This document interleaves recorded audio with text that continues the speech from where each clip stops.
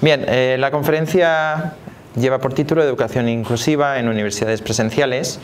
Voy a hablar también de educación inclusiva en niveles educativos inferiores, en concreto pues desde lo más básico, desde el kinder, ¿no?, la primaria, secundaria y finalmente el nivel superior, que es las universidades donde nos encontramos ahora mismo. Quiero empezar con la siguiente frase, la siguiente cita, que es de una película del año 1989, Campo de Sueños.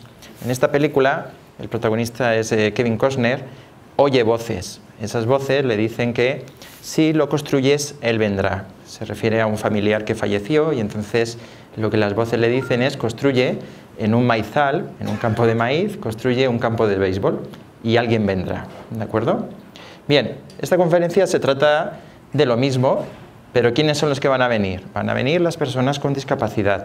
Si no construimos una universidad que sea inclusiva, una universidad que esté preparada para todas las personas, nunca vamos a tener estudiantes con discapacidad. Es un círculo vicioso del que hay que salir. Si la universidad no es accesible, tanto física como tecnológicamente, pues claro, ¿cómo vamos a tener un estudiante que vaya en silla de ruedas, un estudiante ciego, un estudiante sordo? Si, por ejemplo, el estudiante es sordo y la universidad no proporciona pues un mediador, como tenemos aquí a nuestra compañera, que realice la traducción. El profesor, yo no tengo por qué aprender lengua de señas, ¿de acuerdo? Lo que tiene que la universidad es proporcionarme un mediador, una persona que me permita comunicarme con el estudiante sordo, ¿de acuerdo? Entonces, el argumento de como no tenemos estudiantes con discapacidad, pues no nos tenemos que preocupar por ello, cae en este problema, en el problema de que si la universidad no es accesible, pues no van a venir los estudiantes con discapacidad. Así que debemos de empezar por ahí, como Kevin Costner en la película. Tú construye el campo de béisbol que a él le pedían y algo pasará. Debemos de empezar por ahí, debemos de prepararnos y hacer nuestras universidades accesibles, inclusivas.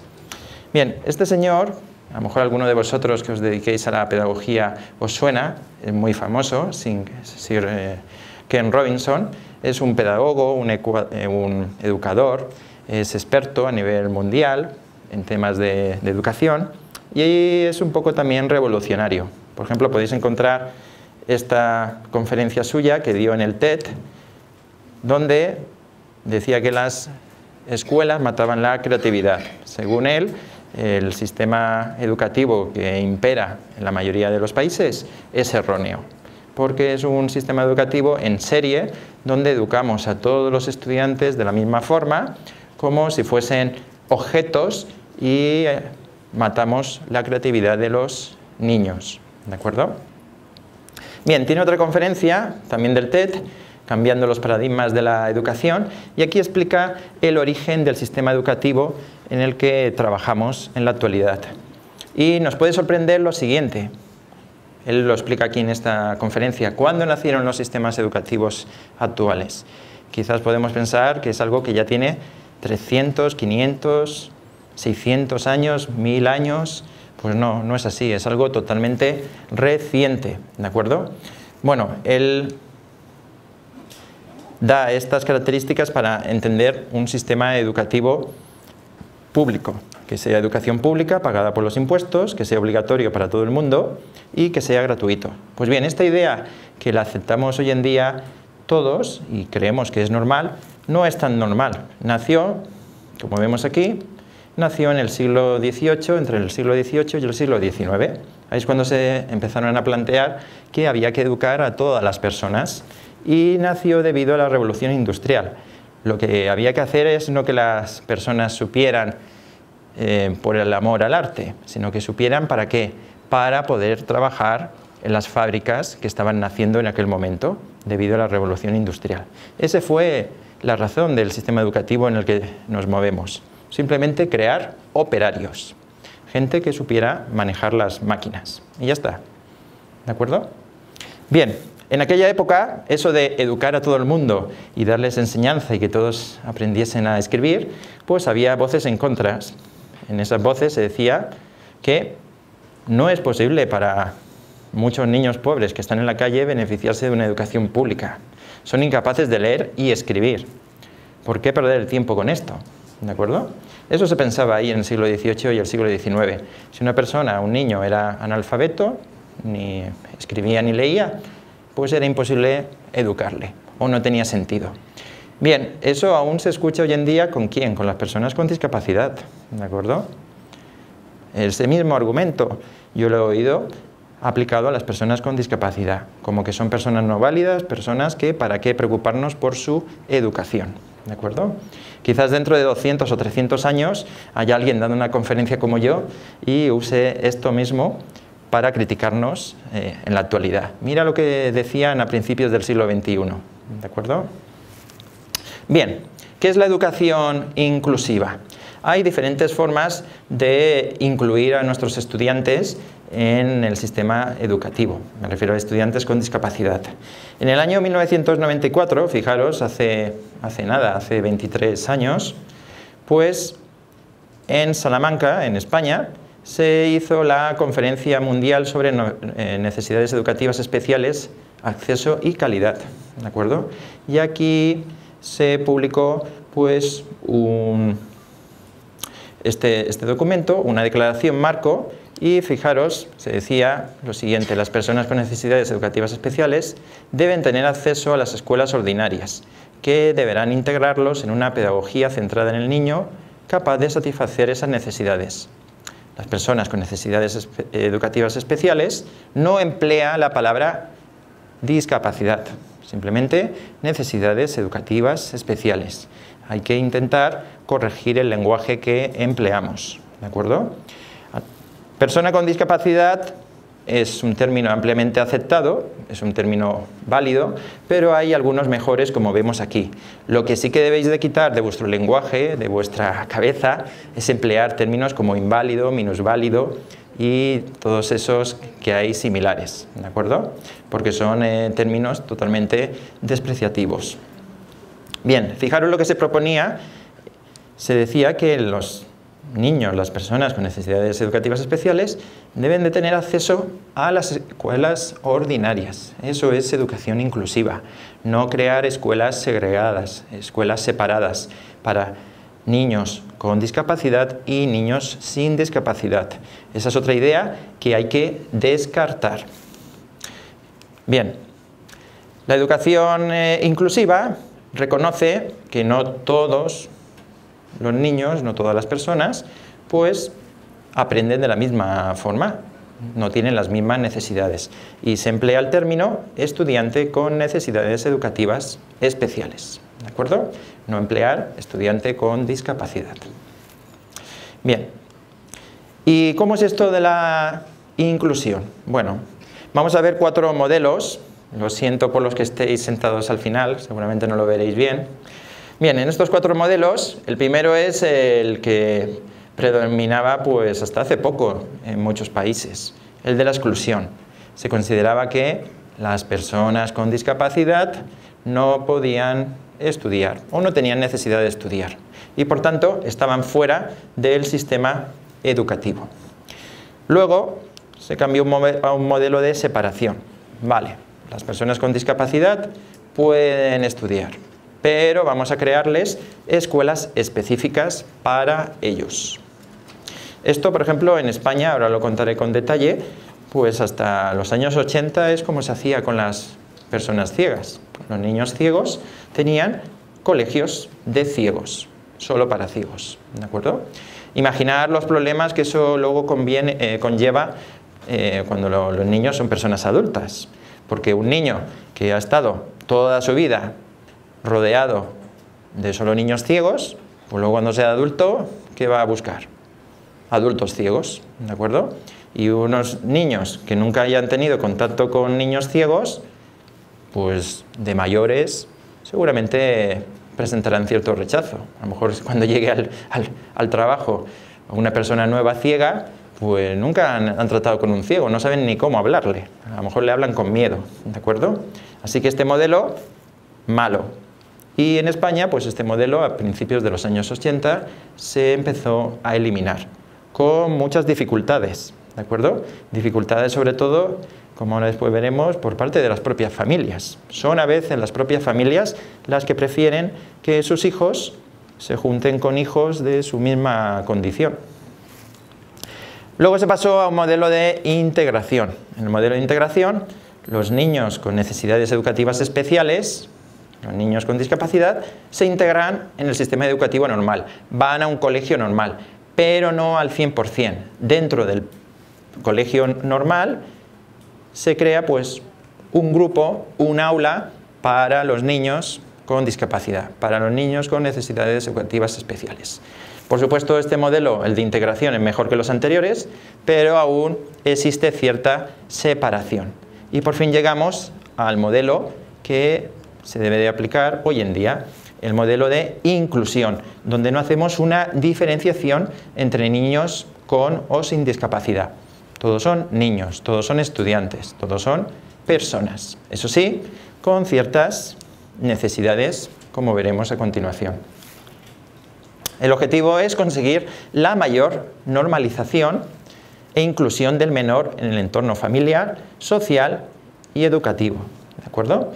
Y si logramos esa integración desde pequeños, lograremos que de adultos, de mayores, exista esa integración, no haya una separación. Bien, en España existe una organización muy importante dedicada a las personas con discapacidad, en concreto las personas con discapacidad visual, es la ONCE, la Organización Nacional de Ciegos Españoles, aunque ha crecido tanto que también contempla otro tipo de discapacidades, pero la principal son la discapacidad visual. Bien, en el año 1980, como os he dicho antes, se empezaron a plantear cerrar las escuelas que tenían. Tenían varias escuelas por toda España, escuelas solamente para ciegos, y los niños ciegos vivían ahí todo el curso académico, ¿de acuerdo? Pues tenía alojamiento también para los niños ciegos, y empezaron a plantearse cerrar esas escuelas. Fijaros, esta noticia, la ONCE cierra en Pontevedra el único colegio para ciegos que posee en Galicia. Bien, esta noticia es de, si lo vemos por aquí, del año 2001. 20 años después aún estaban cerrando escuelas, ¿de acuerdo? Y si leemos la noticia, vemos las críticas, ¿de acuerdo? Fijaros. Sin embargo, los padres aseguran que el cierre obedece a criterios meramente económicos. Como os he dicho, las propias familias se oponían al cierre de estos colegios, no querían la inclusión. Sin embargo, la inclusión produce cosas bonitas. Vamos a ver a continuación un pequeño vídeo de un ejemplo de en qué consiste la inclusión de un niño ciego.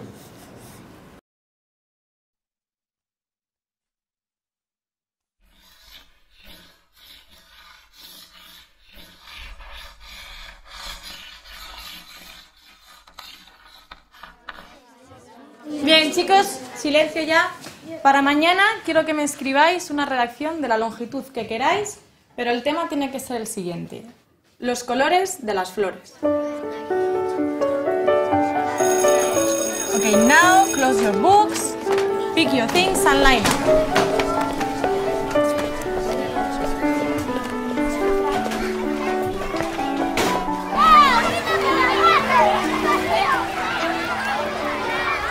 Diego, ¿cómo vas a hacer la redacción? No sé, me pondré a investigar, supongo. Mira, Diego, las margaritas son amarillas, las rosas son rojas, las violetas son violetas. Javier, empieza la lectura. Con 10 cañones por banda, viento en popa toda vela, no corta el mar sino vuela, un velero bergantín. ¿Quién quiere seguir leyendo? Alex. Mira, Diego, creo que lo mejor es que hagas la redacción tú mismo. Estoy segurísima de que algo se te va a ocurrir. Vale. Color. Buscar componentes del color es una percepción visual que se genera en el cerebro al interpretar las señales nerviosas que le envían los fotorreceptores de la retina. ¿Fotorreceptor? Los colores de las flores, ¿eh? Pues a ver cómo sales de esta. Y entonces el caracol y el pajarito se pusieron a discutir quién se quedaba con la flor. Y el pajarito le dijo... mamá, repíteme esa parte. El caracol y el pajarito se pusieron a discutir quién se quedaba con la flor.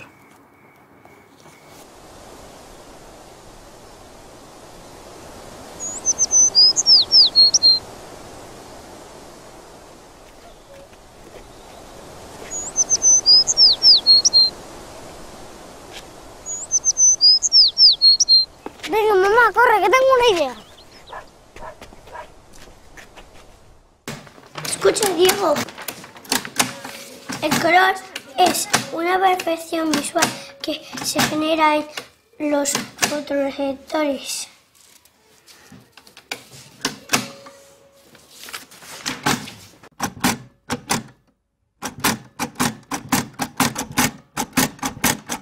Las amarillas son las margaritas, que tienen un tallo muy largo. Mi hermana la usa para jugar al me quiere, no me quiere.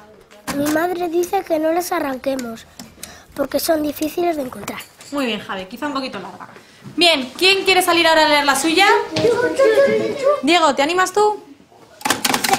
Venga.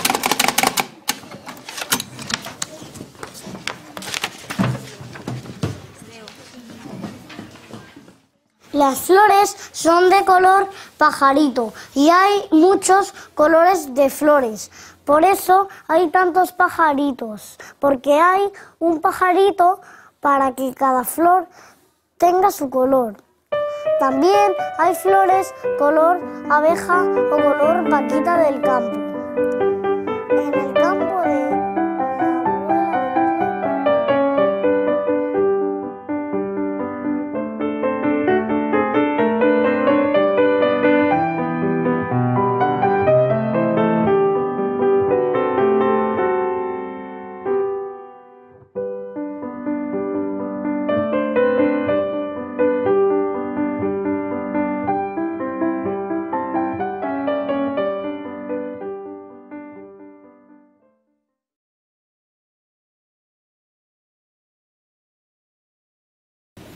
Bueno, ¿qué pensáis? ¿Es mejor que las cosas sean así o que ese niño, Diego, pase toda su educación en un colegio separado con solo niños ciegos? Yo creo que personalmente es mucho mejor que exista este modelo de inclusión. Claro, lleva su trabajo. A ver si se pueden encender las luces. Ahora, ahí. Lleva su trabajo. Aquí en este vídeo hay varios detalles muy importantes. Por ejemplo, el niño aparece usando una especie de máquina de escribir, eso se llama máquina Perkins. Es una máquina que a las personas ciegas les permite escribir en braille, como hemos visto ahí. Luego también hemos visto el mediador. ¿Os habéis fijado? En la clase había una persona al lado de Diego que le asiste. Luego también hemos visto, por ejemplo, el libro que usaba su madre para leerle un cuento, estaba en relieve, ¿de acuerdo? Hay una serie de aparatos o productos que emplean las personas con discapacidad y que necesitamos conocer si queremos hacer una educación inclusiva. Bueno, el aparato que hemos visto que él usaba para escribir, la máquina Perkins, eso existen soluciones mucho mejores. Existen anotadores digitales, son mini ordenadores y lo mismo que hacía él, lo hace con un teclado digital y se va guardando en la memoria del aparato. Y luego puede llegar a su casa y descargar las cosas en el ordenador y usar algo que también hemos visto aquí, un lector de pantallas. ¿Os habéis fijado o habéis escuchado cuando Diego estaba buscando en Google color y de repente se ha puesto ahí a hablar el ordenador?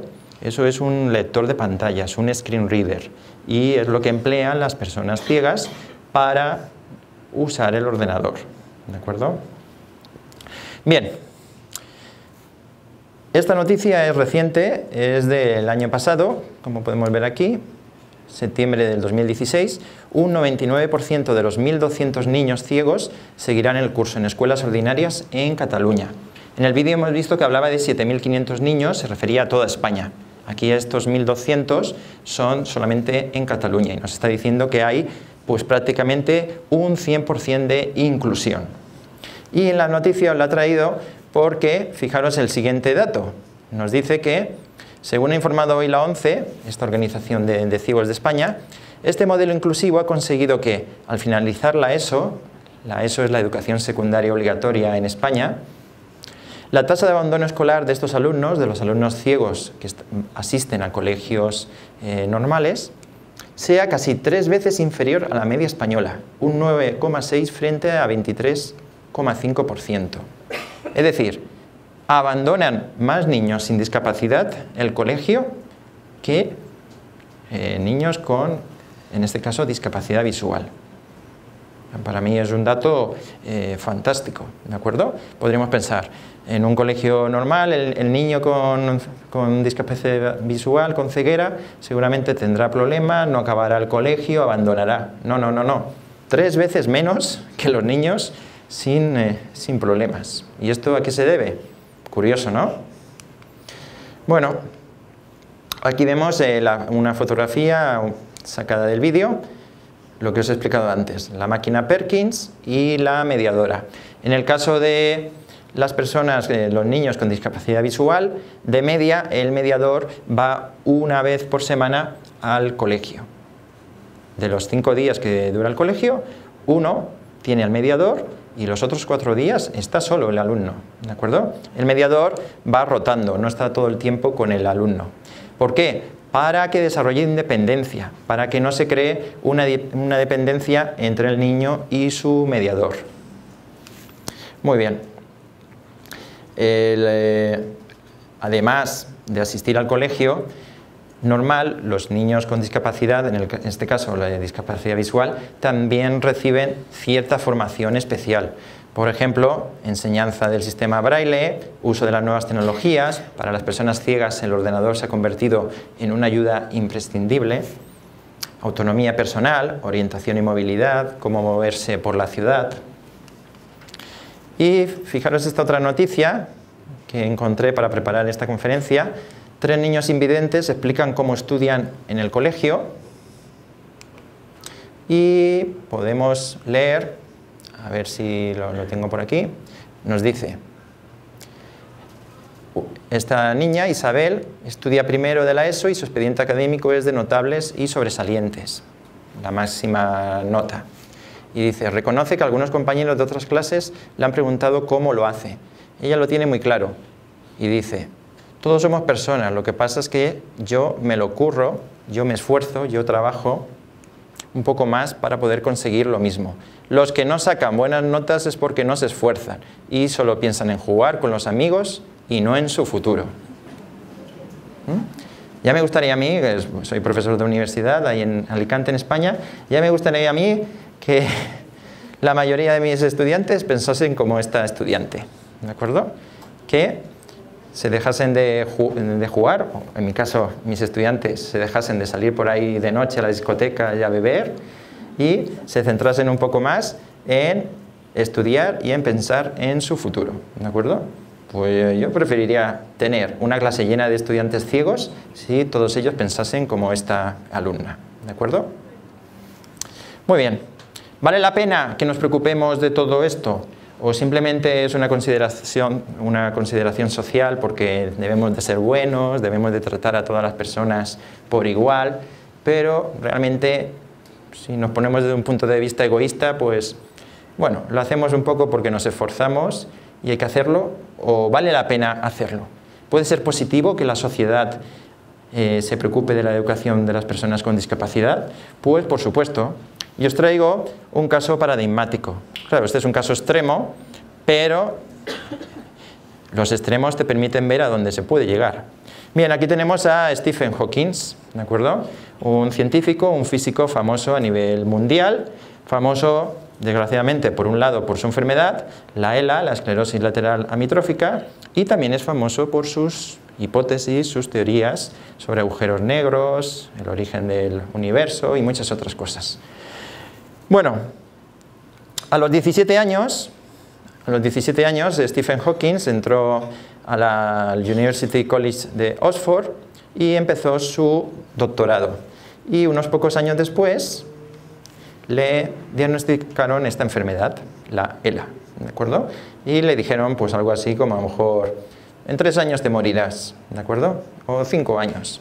Y es verdad, las estadísticas de las personas con ELA pues dicen esas cosas, que en pocos años morirás. Bueno, él continuó con su doctorado, finalizó su doctorado y fijaros, año 63, pues nada, más de 60 años después, él sigue aquí, dando conferencias y animando a la gente en muchos aspectos, ¿de acuerdo? Bueno, ¿qué habría pasado si hubiese enfermado unos años antes de entrar a la universidad? Él enfermó, le diagnosticaron cuando ya estaba a la mitad.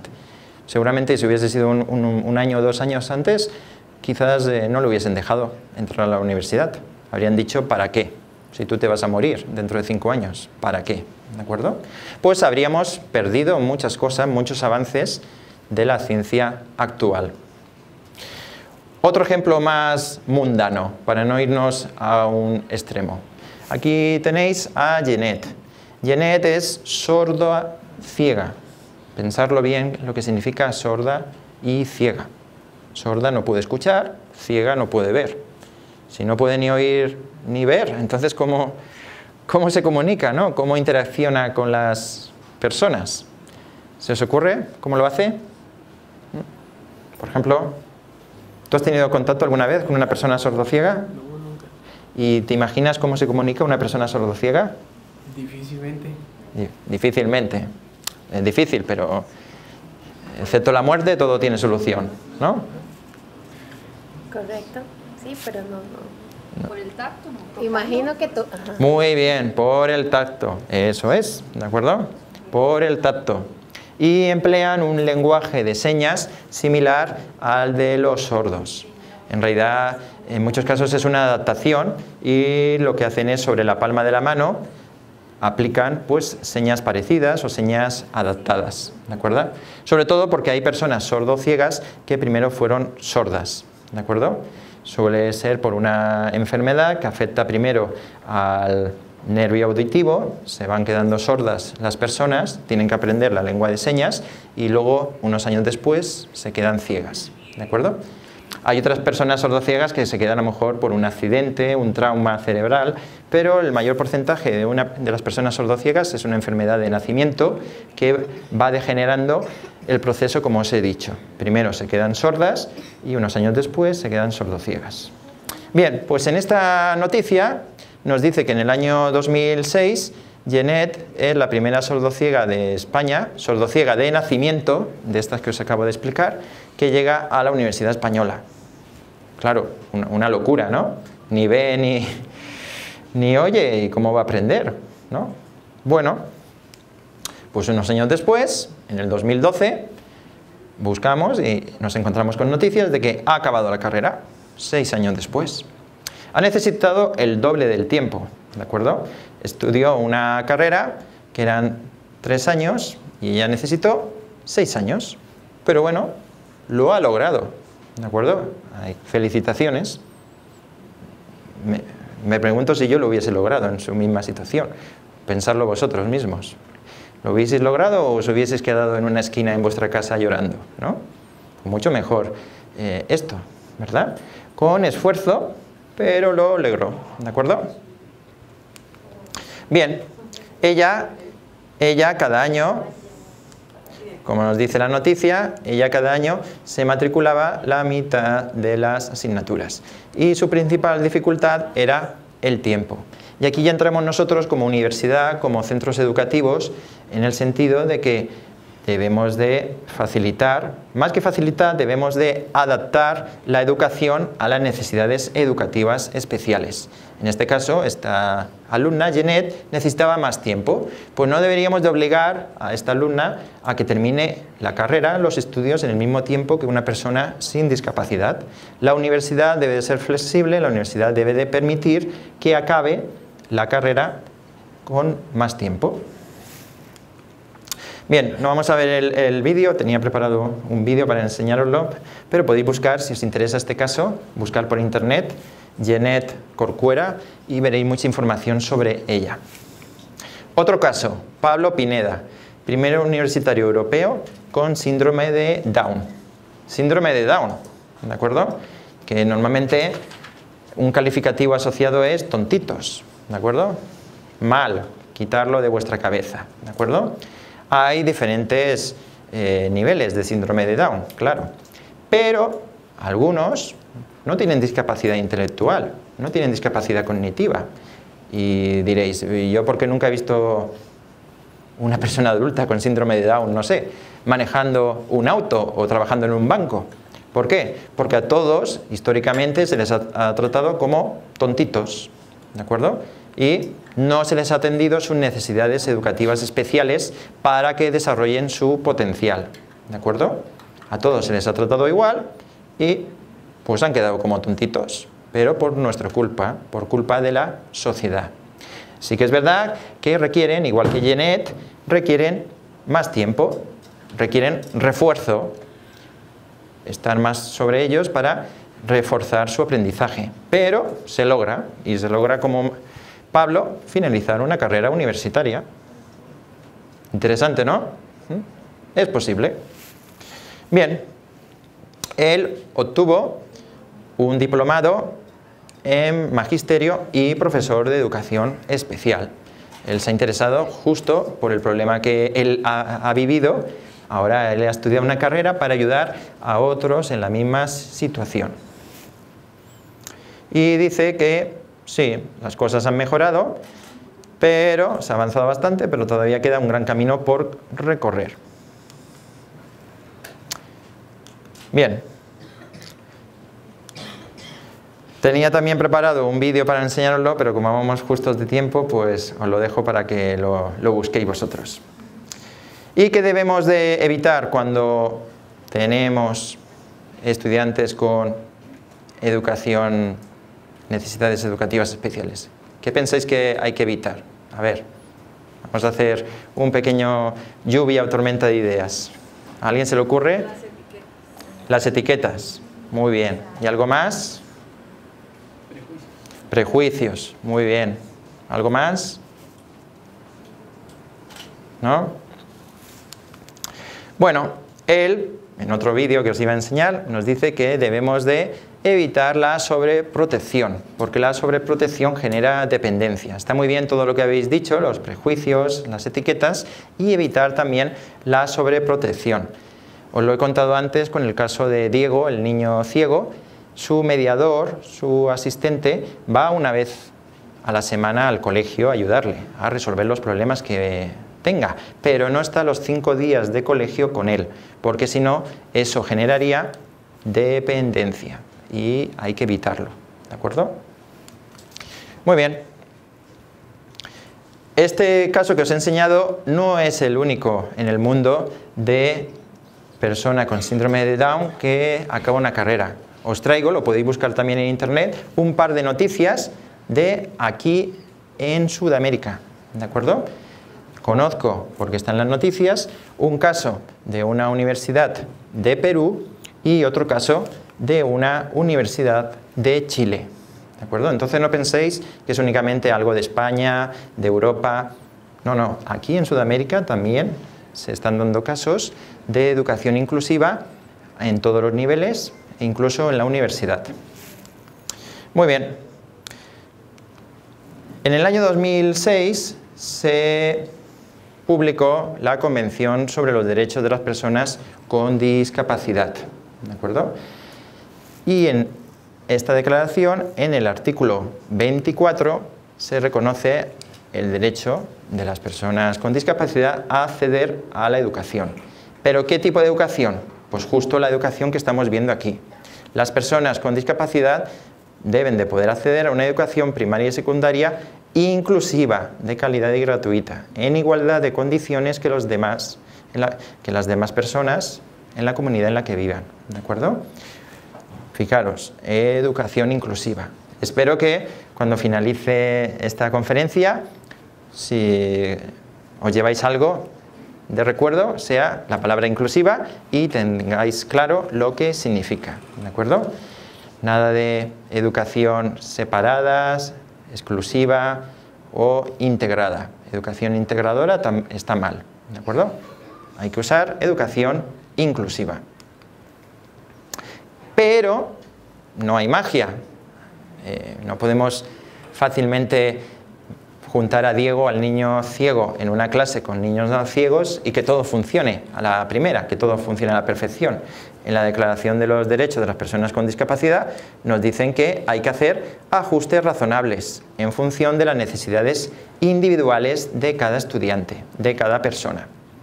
Ajustes razonables, un sinónimo es adaptaciones curriculares. Debemos de adaptar el currículo docente.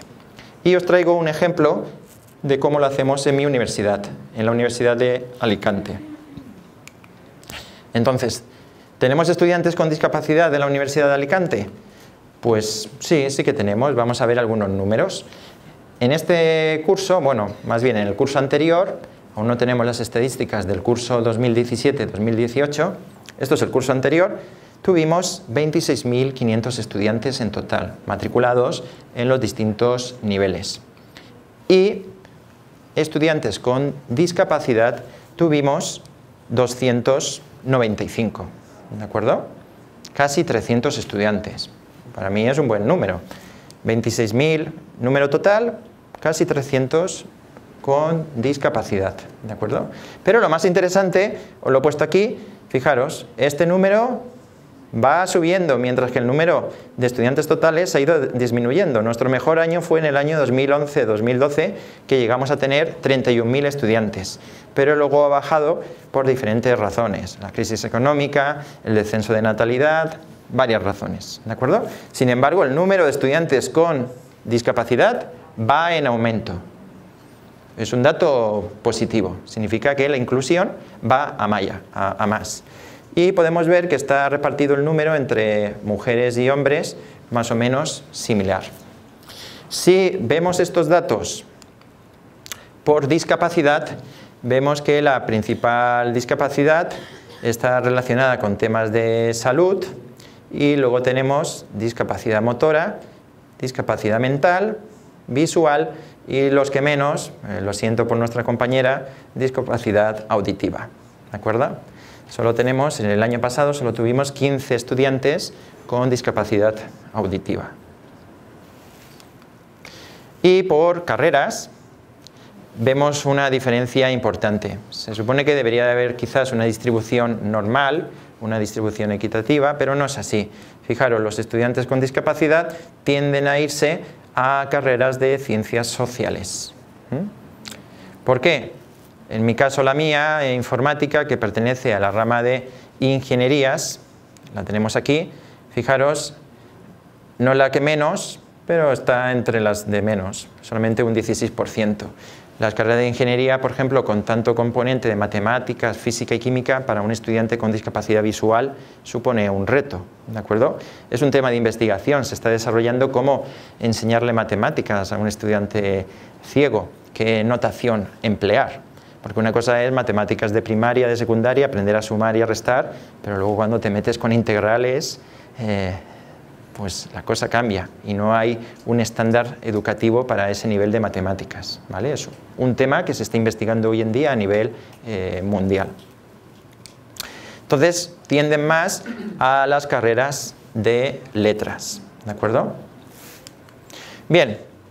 La universidad ayuda a los estudiantes con discapacidad de diferentes formas. Todo esto siempre que esté declarada la discapacidad y que la discapacidad esté reconocida por informes médicos. Es decir, no puede llegar uno y decir, yo es que tengo tal problema. No, hay que demostrarlo. Pero una vez demostrado, tienes ciertas ayudas, ciertas adaptaciones. La universidad te beca y estás exento de pagar tasas, es completamente gratuita. Mi universidad es una universidad pública, pero aun siendo pública, los estudiantes deben de pagar una parte del coste de la educación. Pagan aproximadamente un 20% del coste total. En el caso de un estudiante con discapacidad, no tiene que pagar nada. Y luego tenemos, por supuesto, accesibilidad al medio físico. La universidad se ha ido adaptando, ha ido corrigiendo errores que había en ella. Entonces, por ejemplo, tenemos en casi todos los edificios, quizás en todos, ya tenemos rampas de acceso y ascensores. Tenemos espacios reservados en las aulas para estudiantes con discapacidad, para los que van en silla de ruedas. tenemos baños accesibles en todos los edificios y tenemos un servicio de recogida de estudiantes. La universidad tiene sus pequeños autobuses que hace el recorrido y recoge a los estudiantes con discapacidad que lo solicitan.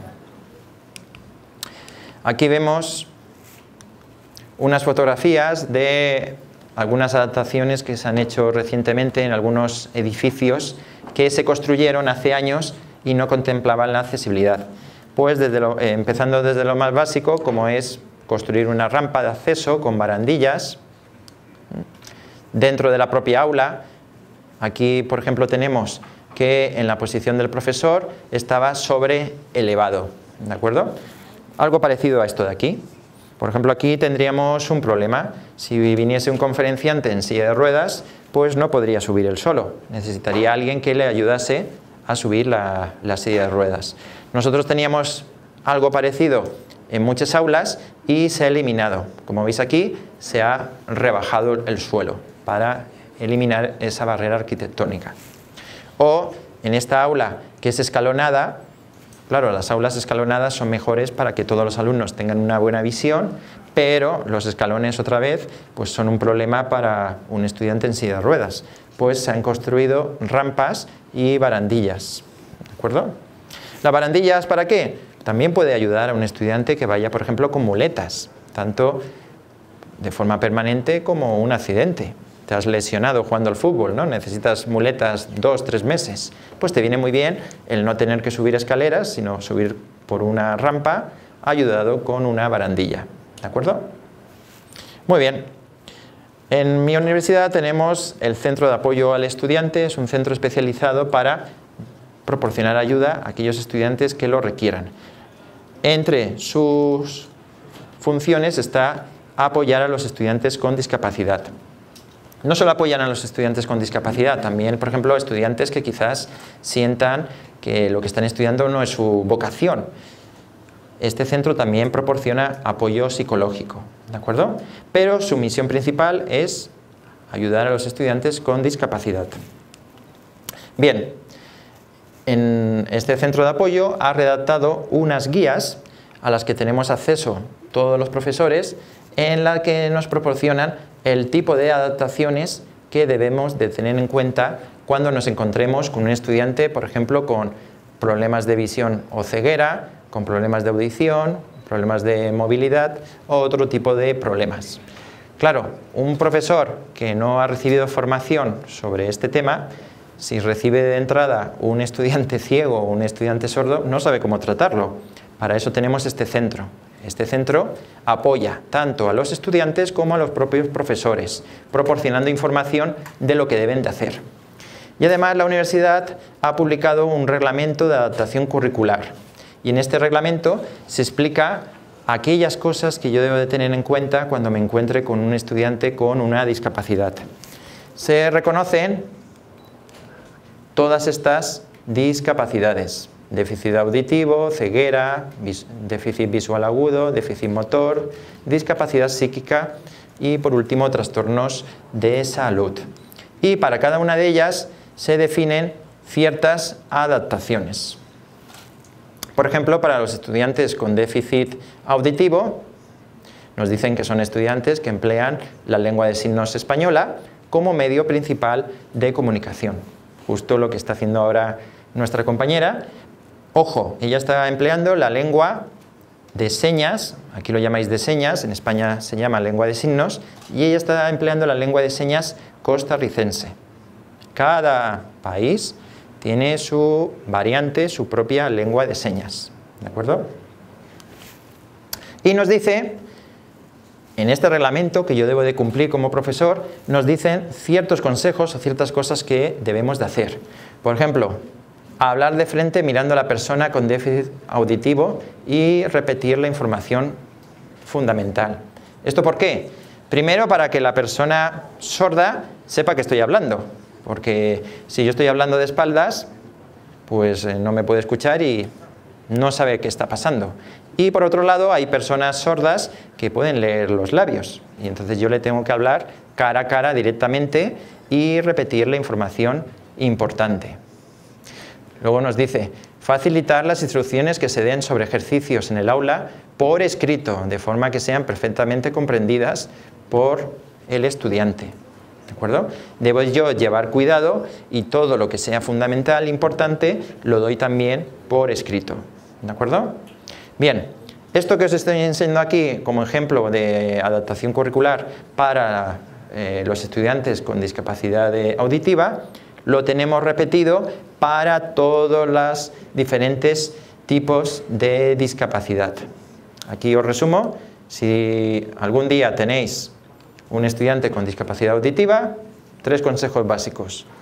Hablar de frente, facilitar las instrucciones por escrito y revisar los recursos sonoros, los vídeos, para que tengan subtítulos. Por ejemplo, yo aquí he cometido un error, el vídeo que os he enseñado no tenía subtítulos, ¿de acuerdo?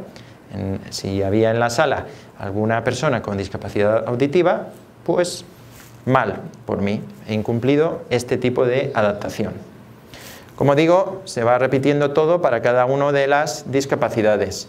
Por ejemplo, a la hora de realizar una prueba como un examen, la universidad me obliga a que incremente el tiempo de la prueba. Debo de darle un 25% más.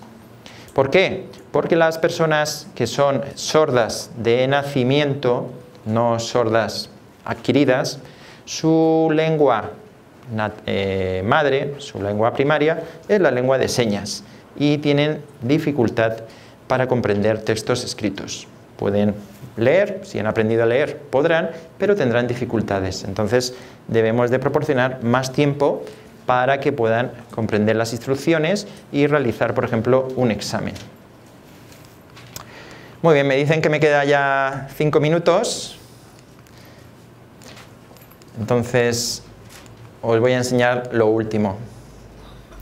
¿Lo último qué es? Por donde hemos empezado. Si lo construyes, él vendrá. Le decían a Kevin Costner en Campo de Sueños. Y yo lo que os digo es que si lo construís vosotros, ellos vendrán.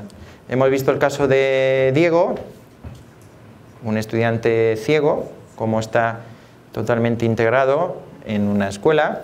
Hemos visto el caso de Jeanette, como un estudiante sordo-ciega finalizó sus estudios universitarios. También hemos visto el caso de Pablo Pineda, un estudiante con síndrome de Down. Y fijaros lo que nos dice Pablo Pineda en una reciente entrevista. Si no vamos a la universidad, seremos chicos de los recados.